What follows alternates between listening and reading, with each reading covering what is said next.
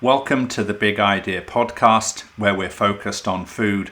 Today we're going to be talking to the founder of Revolution Gelato, a plant-based ice cream company who often win awards when stacked up against dairy-based ice cream companies. So, really great company to talk with. I think you'll find this incredibly interesting. Please do reach out to Revolution Gelato or Big Idea Ventures.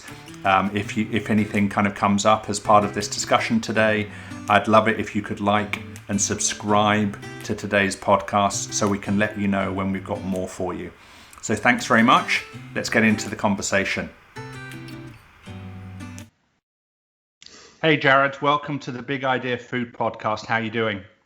I'm great. It's great to see you again. So you've been traveling around the country, right? While you're an entrepreneur building a great plant-based food company, you decided to take it on the road with your laptop. It's true. No, actually, not just my laptop. I've taken a mobile office with me. If I could pull things around, I'd give you a tour. But my partner and I decided she got laid off, and we were already working remotely anyway. So we said, why not go see some of the country and figure out a way to go visit my grandmother in California while everything was going on.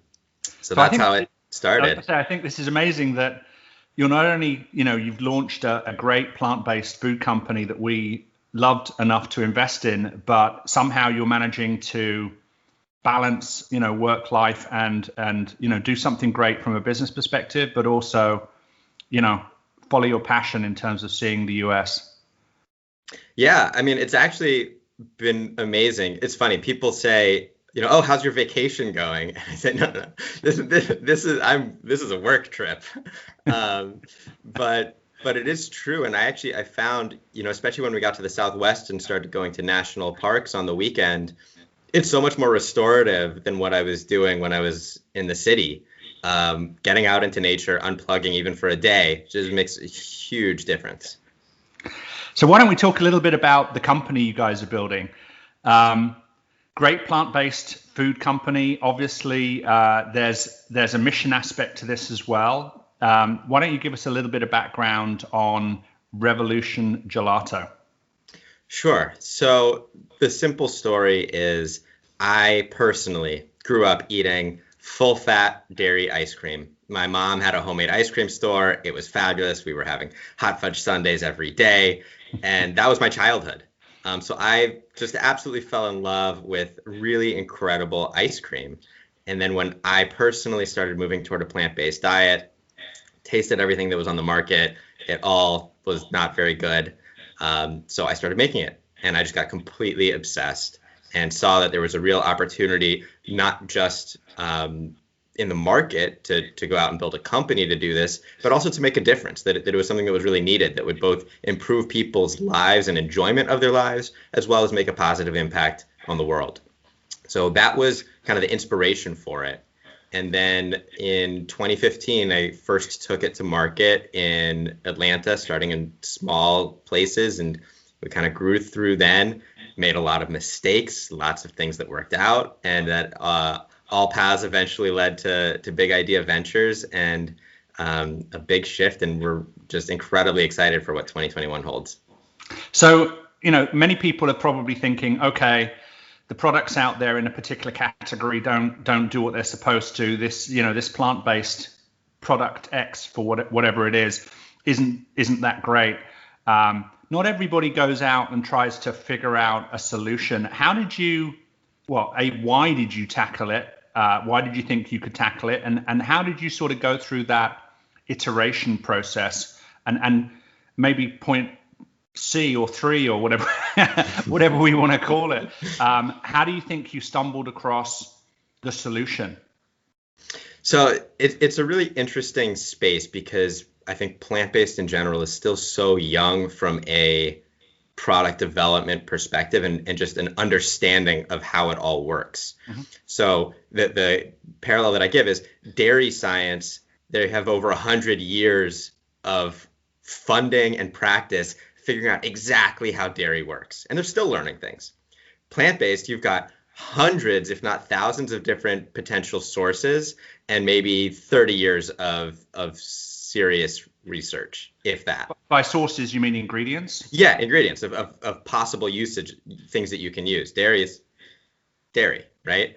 And so, when I first started, one of the reasons I knew that I had a good shot at doing it is I knew what the end product was supposed to be like. I knew what really good ice cream tastes like and feels like. And I knew what made that good. And so I started doing research. First, I started with, well, what makes good dairy taste like good dairy?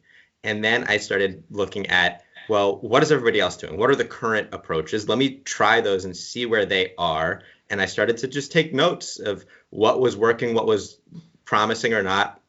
And at the first start, it was a lot of just trial and error. And even now, I would say it's still informed trial and error. I've learned a lot through this time and just devoured a ton of food science research, which continues to improve. But at the end of the day, there's still just many unknowns, and you got to kind of just try it and see what works. So your mum's homemade ice cream store, she was literally creating ice cream every day or every few days for the store, right?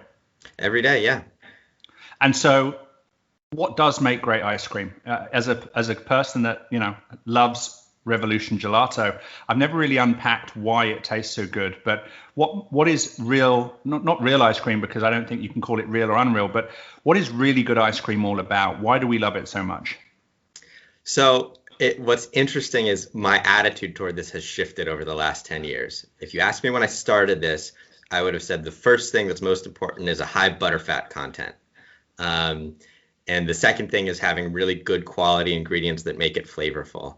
Mm-hmm. But the common thread among all ice creams that we love is that it's creamy and it's sweet and the flavor is good. And really it's those three things, and it's getting that sweetness in the right balance. That's across it all. But what really makes it kind of quintessential ice cream is that it's creamy and smooth and that you get that good flavor profile. Now, obviously, people have different preferences on flavors. Some people want a really dark chocolate. Some people want a milky chocolate. So that'll be all over the board. But you want it to be whatever it's supposed to be. But I think the biggest differentiator, especially in the plant-based space, is that creaminess. And so in terms of that trial and error you mentioned, what are some of the things you tried that you thought were going to work that didn't? And then what did you ultimately end up going with and why? I'm trying to remember now what I tried that didn't work. Or I guess I should say what I thought would work. I mean, coconut milk is a good example where as soon as I heard, oh, people are making this with coconut milk, I thought, oh, of course, that makes perfect sense. It's a nice, creamy, fatty, thing.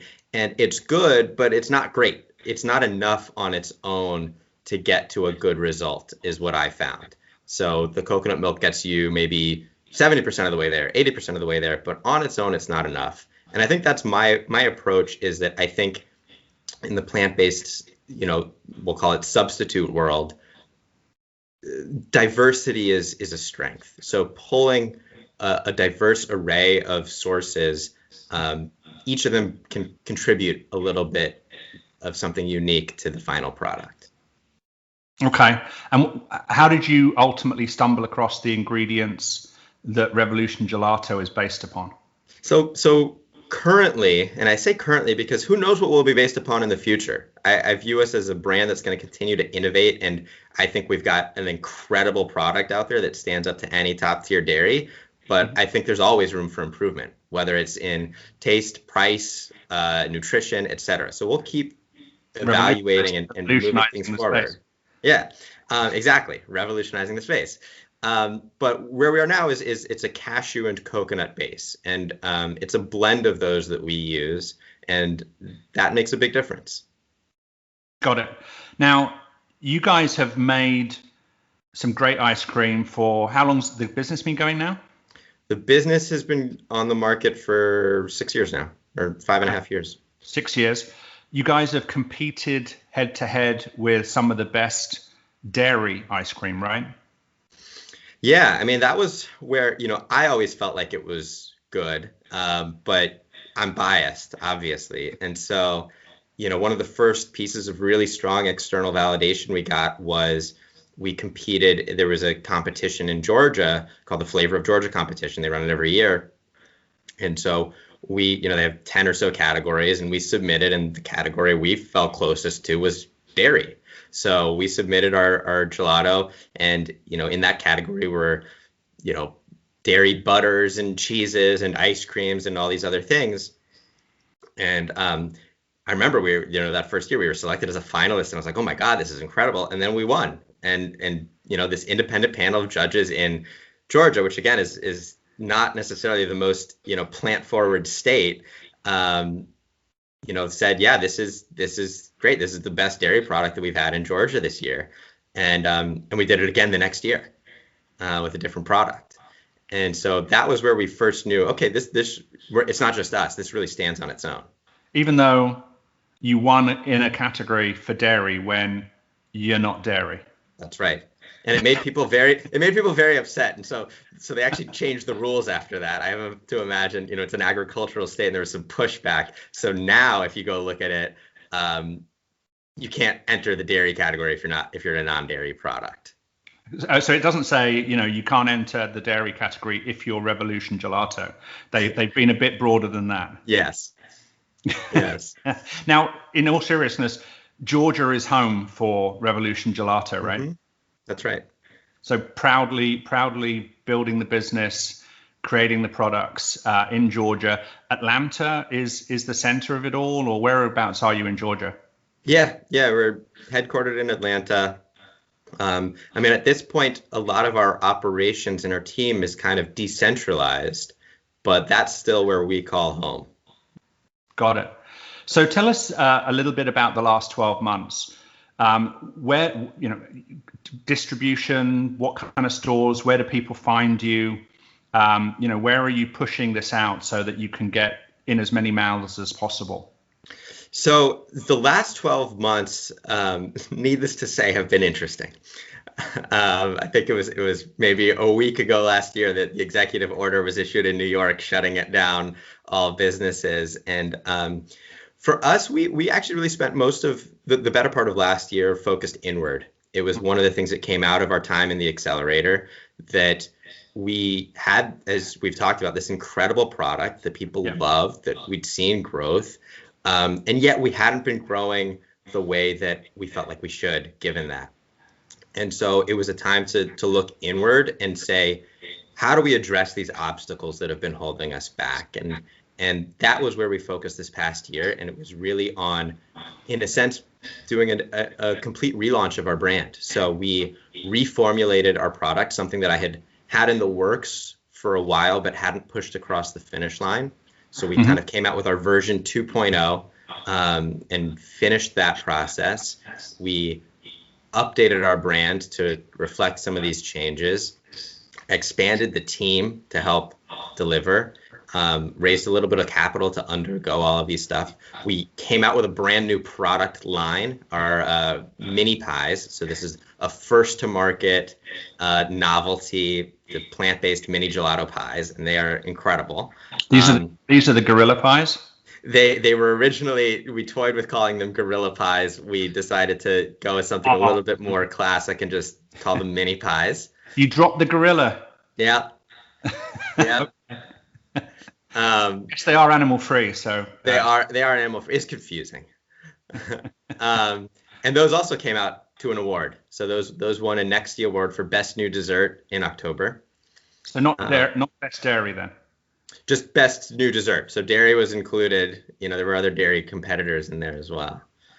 And while we're on the subject, because I'll keep bragging, our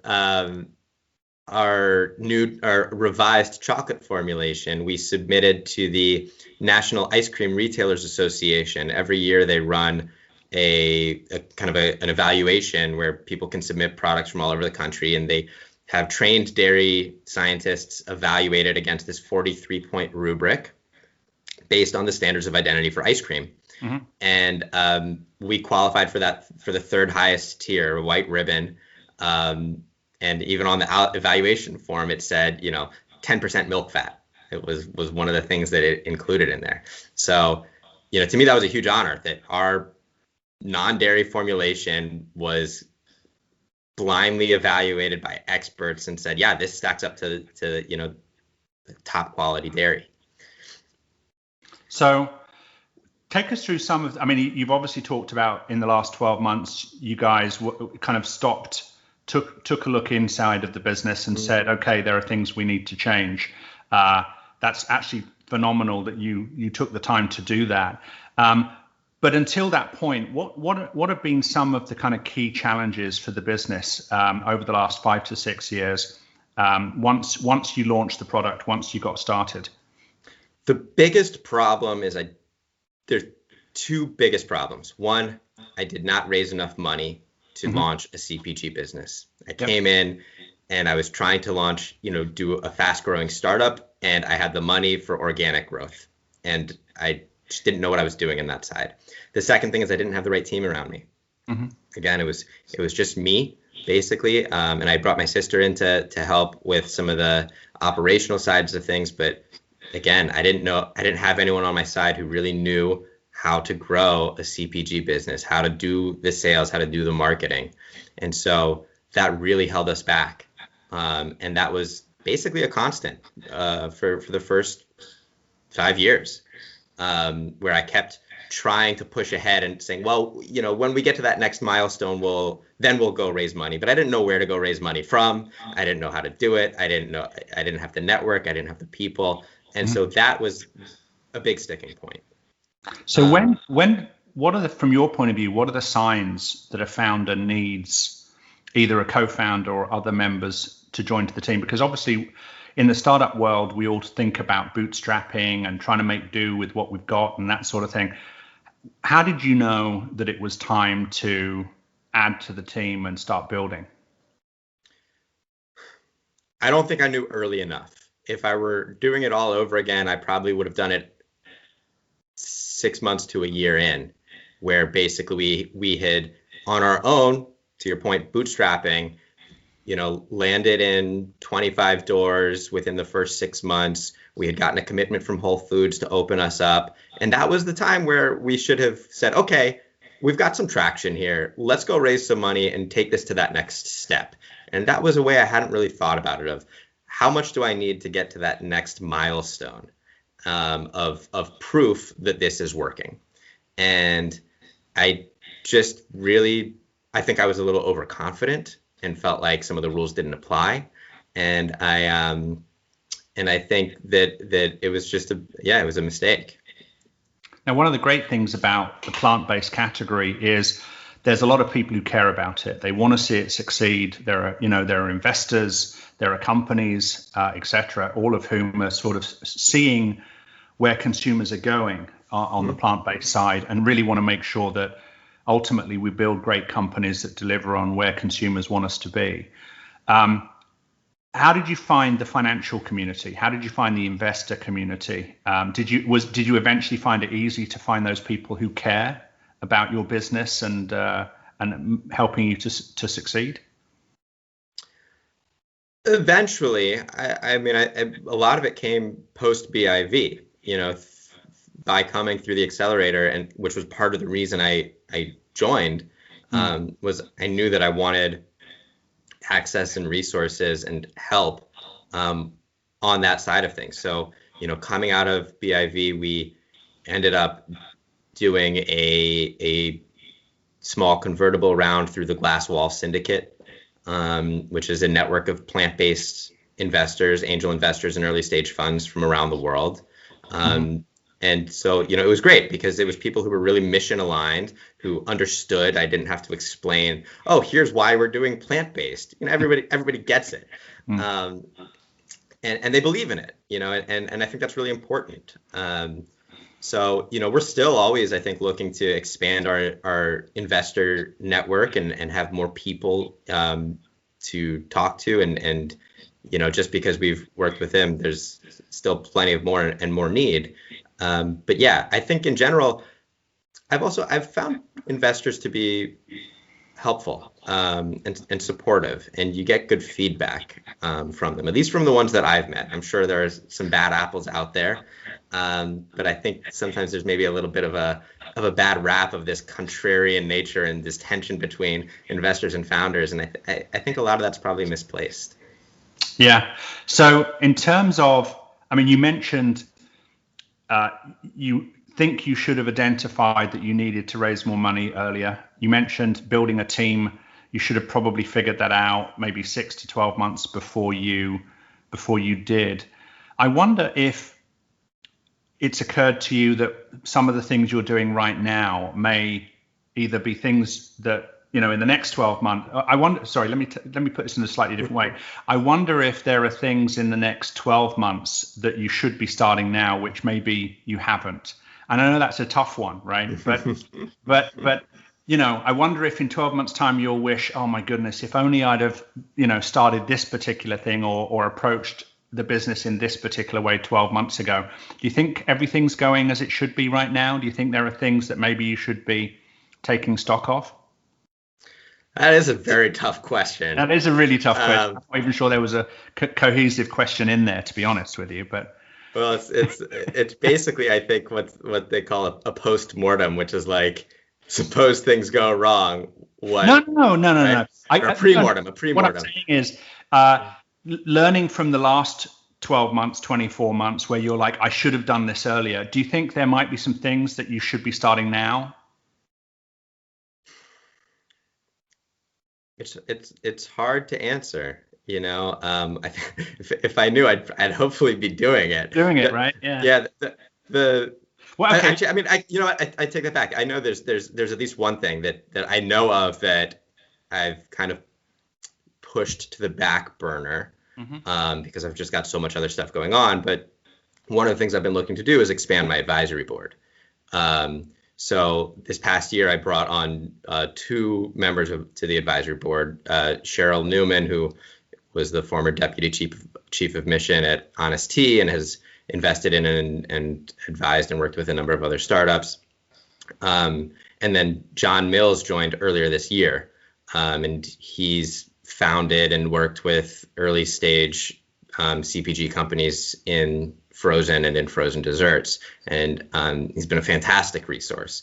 So, every time I bring someone on I to the advisory board who really, again, believes in me, believes in the company and is committed and wants to help, it really helps change my trajectory and helps me think through tough decisions, answer questions like you've just asked me, and help take that big perspective when I can get lost in the day-to-day and all of the million things that are going on. So I'm looking to flesh that out, but I have not been actively pursuing that right now.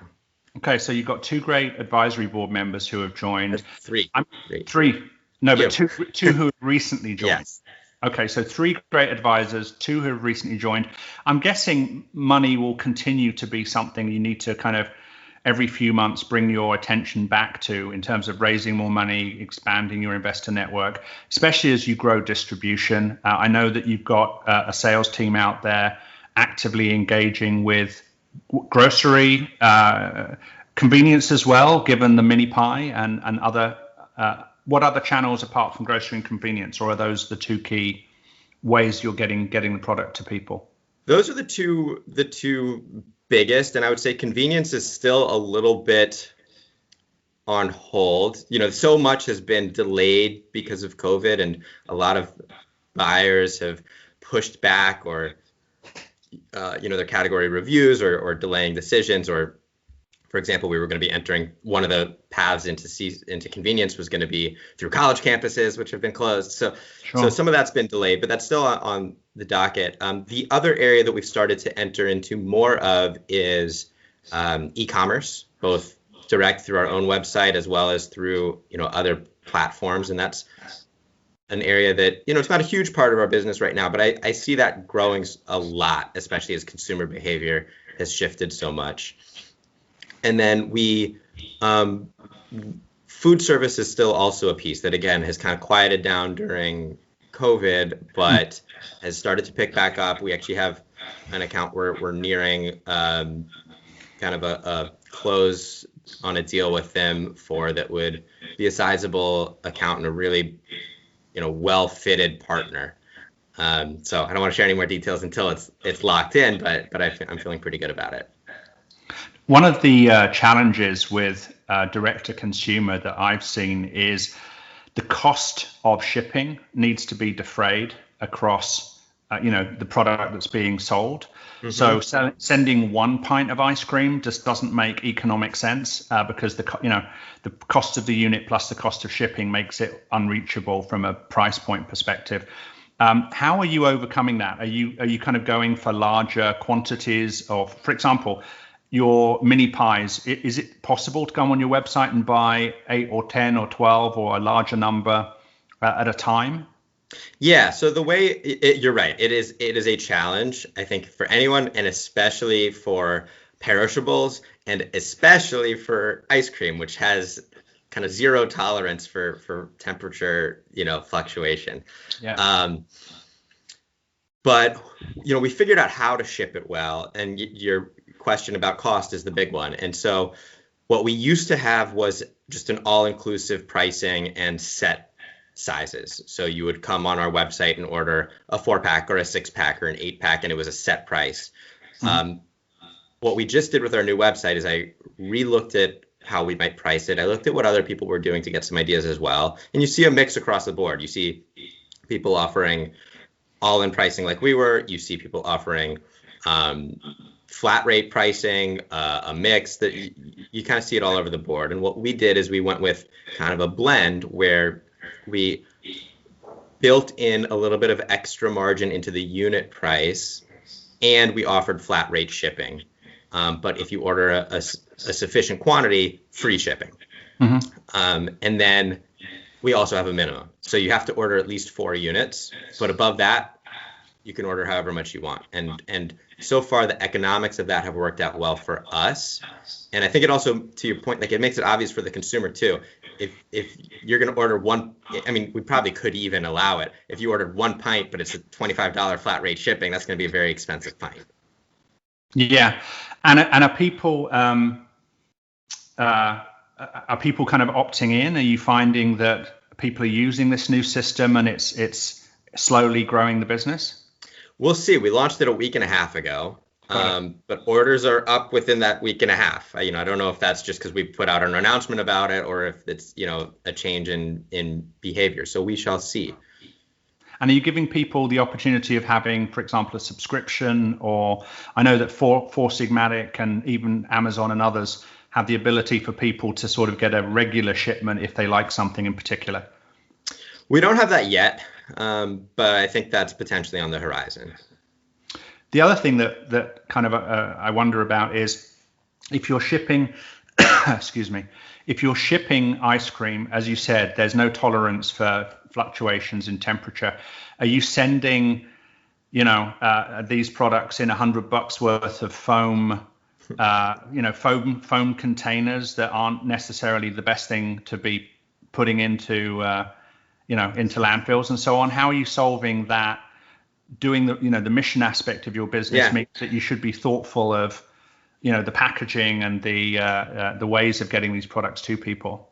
So we get our insulated containers from a local provider in Georgia, and they're eco-friendly containers. So the insulation is basically a fiber that just biodegrades in the landfill, and it has a biodegradable plastic coating on it that can either, again, go to the landfill and it will biodegrade, or it can go in with plastic bag recycling if you drop that off at the grocery store. I'm really glad you said that. I shouldn't have asked the question without knowing the answer, but I'm really glad you've thought of it. And I know you would have done because that's just who you are as a person. So I really appreciate that you guys went through this cycle to figure that out. Thank you. I know people listening will care about that as well. So thanks a lot.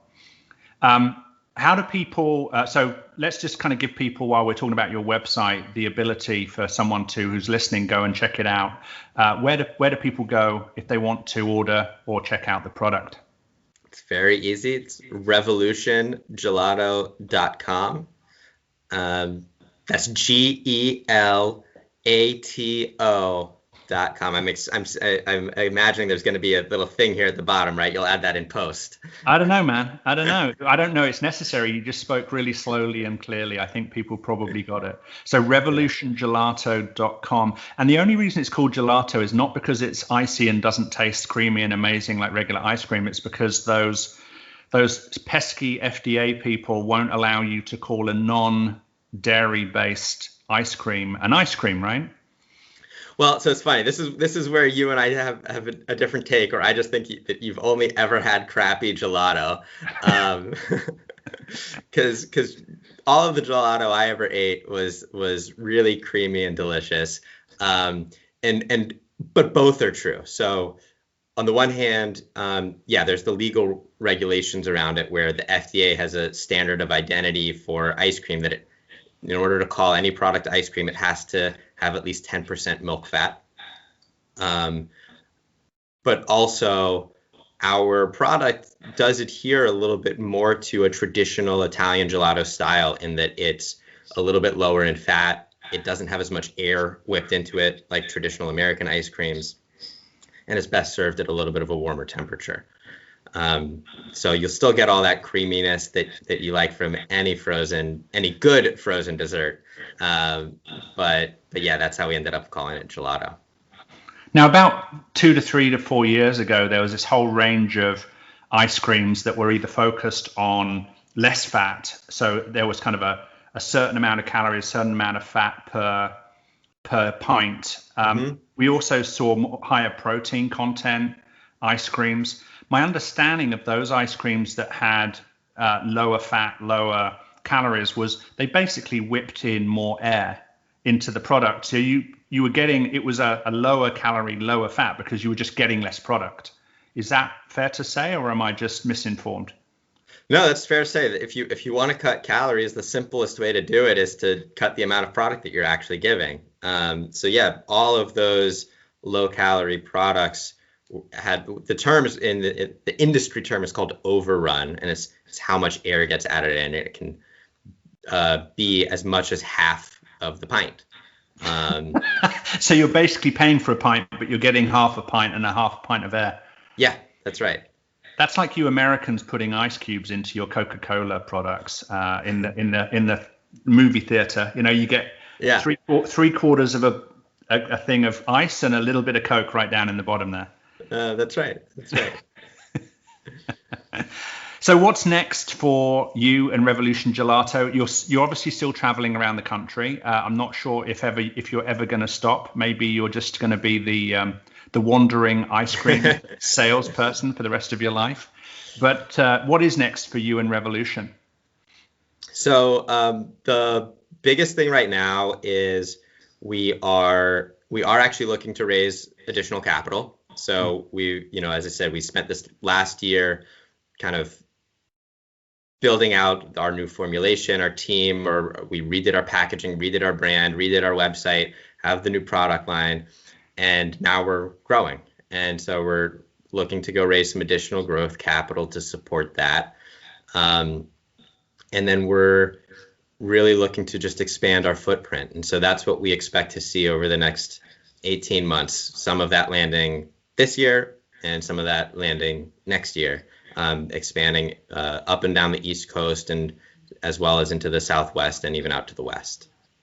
What do the ideal investors look like from your point of view? And what kind of, and what are you, obviously this is not an invite for people to invest, but if they want to invest, they should reach out to you at Revolution Gelato. But do you have an ideal investor? So I would say the ideal is somebody who can not just bring capital, but also bring experience and become a trusted partner. I think whether that's an angel or an early stage fund, which is those are the kind of the two areas where we're targeting right now, but people who, whether it's relationships, whether they've founded companies or worked in early stage companies, being able to bring experience and relationships beyond just the capital is always great. And I'm someone who really welcomes the input. I don't mind an investor who wants to know and be involved. But I think the most important thing ultimately is that I want people who are aligned, who really believe in what we're doing. That's really the bottom line of it. Yeah, absolutely. And you're talking right now. You focused on ice cream, the pints. You've got the mini pies, which are kind of a handheld, single, use product. Are you looking at other formats? Are you, for example, looking at whip for like QSR and restaurants and that sort of thing, or is that's maybe on the horizon at some point, but not anytime soon? Yeah, I'd say it's on the horizon. I think we've got enough, and you talk about mistakes I made earlier. It was just too many line extensions before we already had a successful growing line. Sure. I was trying to do everything for everyone, and I think right now the name of our game is just being more focused. And we've got a great line out of pints and pies, plenty enough to fill a retailer's shelf, plenty enough to support some food service. We do the bulk as well for some food service. But so I think it's really seeing these start to take off. And we've got plenty of ideas in the pipeline for additional line extensions, both in the novelty format and in flavors and in food service options. So I think there's no shortage of what could come down the line as we continue to grow. Got it. And your partner, you called her, but I think she's a fiance, is she not? She is. Yes. Congratulations. Thank you. Does she have a favorite flavor? Yeah, she loves our mint chip, which is one of the new flavors we came out with this refresh. And she said before she met me, she didn't even like mint. So I think that's her favorite right now, but she likes them all. And you? Do you have a personal Revolution Gelato favorite, or are they all your children? It's tough to say. I would say, yeah, it is hard to say. I find myself, oddly enough, if you asked me before, I would have said chocolate every day. But I find myself skewing more and more to our vanilla and our mint chip. Your fiance is rubbing off on you. That's what's happening. And the cardamom, is it cardamom that you have as well? We actually discontinued that. Yeah, Okay.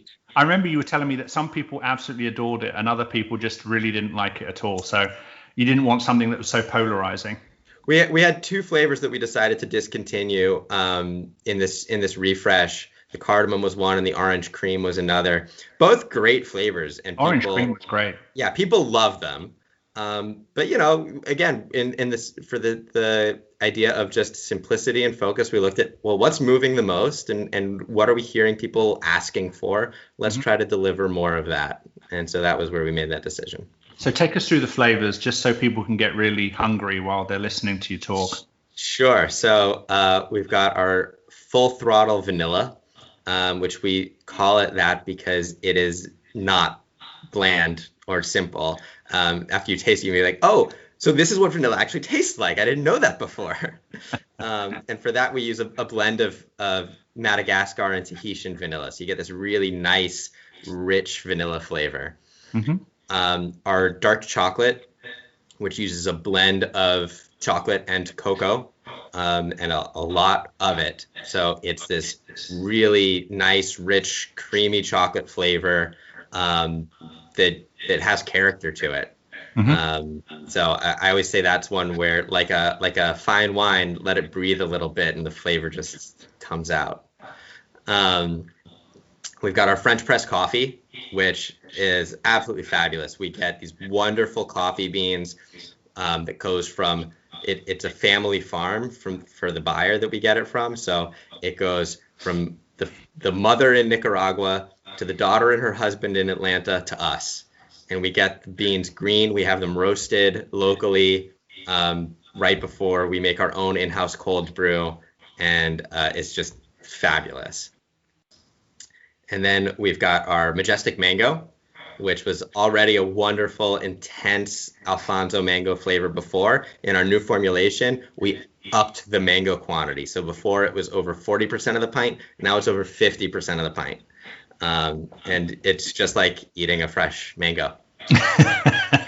And then you're going to tell me about the mint chocolate chip, aren't you? And then the mint chip, that's right, which was one we'd been working on for a long time. And the challenge was finding the right chip. The mint part was easy. It was finding the right chip because we needed something that was organic. I don't think I mentioned that. Our entire line of pints is all certified organic. That was organic, that was vegan, and that tasted good. And you can't just take chocolate and put it into ice cream.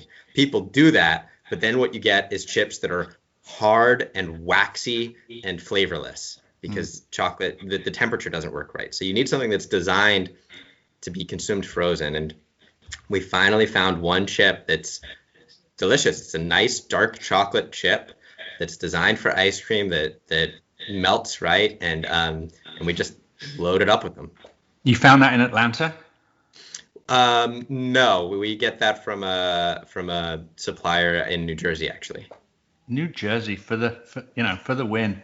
Sorry, Yeah. That's where my home is. So I got to support the local guys. I'm sure that the chocolate's coming from Europe, but come on now. You could have just left it at New Jersey. We were proud to take that as for the win.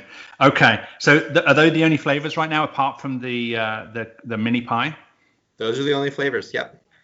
And the mini pie, take us through what that is in particular. So it's what kind of ice cream, what kind of outside, etc. Sure. So we've got 4 flavors of these mini pies, and basically the construction is we've got a crust, which is this kind of chocolate cookie crust, that over time it softens from the gelato, the same way you eat an ice like an old school ice cream sandwich. Those wafers start out crisp and then they soften. It doesn't get to that sticky stage, but it's kind of a soft, chewy crust with a little bit of bite to it, filled with our gelato. So one of the flavors that you just heard, except for the mango. So we've got a vanilla, chocolate, mint, and coffee. So the Madagascan vanilla a Tahitian and Madagascan vanilla that you told is the kind of basis of the vanilla.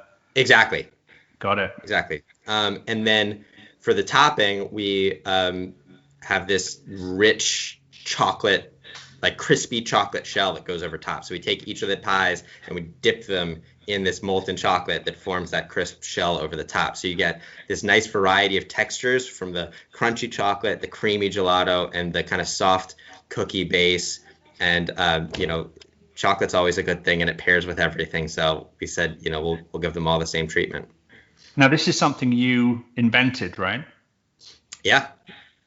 This just evolved. It started with a conversation with a buyer at Whole Foods, actually on their food service side, who was looking to do some innovative stuff in the gelato bar. I had been toying around with the idea of doing some pies, and brought him a sample, and he said, "This is awesome. Can we get some?" And that's how it started. And so at first we were making these crusts by hand in house, which was terrible. I mean, they tasted great, but a hugely manual process. But it was just about the concept. And then we started looking around, and actually, again, through BIV, had help finding a supplier who could give us what we needed. And the shape shifted a little bit, but it ended up with what we just put out on the market.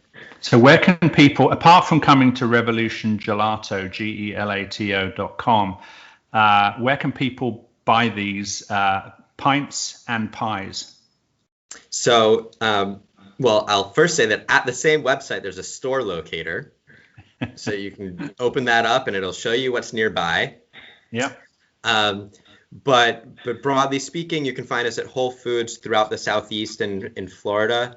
In the Mid-Atlantic, you can find us at Mom's Organic Market.